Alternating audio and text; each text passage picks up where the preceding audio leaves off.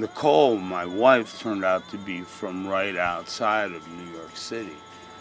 So we left LA and went to New York. Through my connections and going into New York City, I got a job at a studio there where a lot of the East Coast heavy metal bands were getting signed to record deals.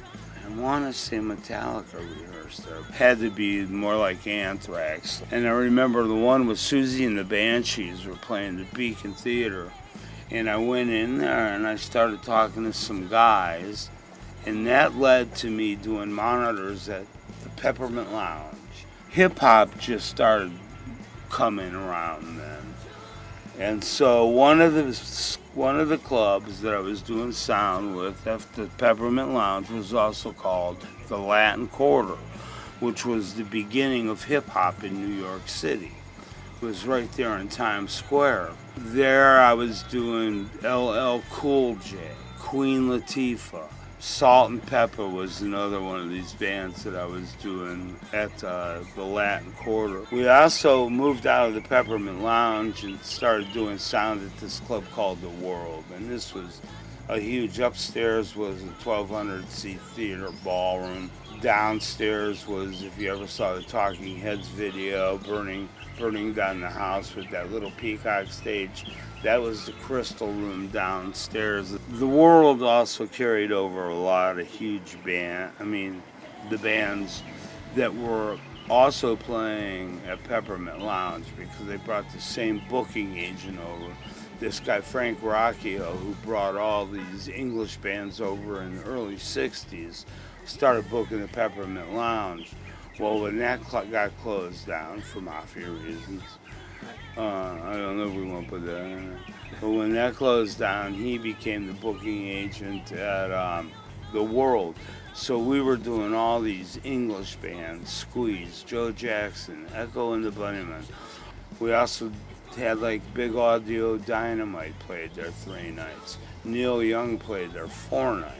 Pink Floyd ended up there because of Frank's connections of bringing all these English bands over. Pink Floyd was playing Madison Square Garden, and we rented them a couple limos and their whole back line of gear, right?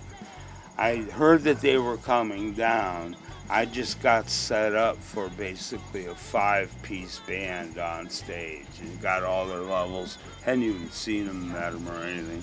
After the show, there were a couple of guys in their crew come down.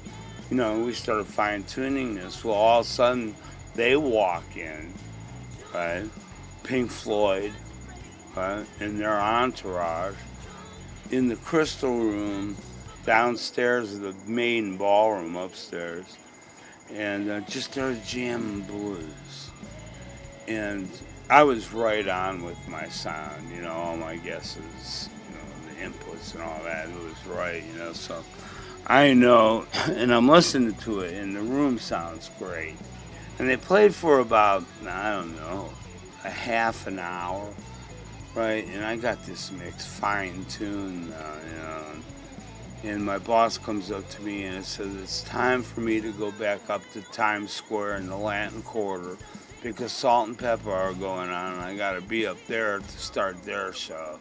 And I'm like, oh my God, you know, there's no way I want to leave Pink Floyd to go do Salt and Pepper, right?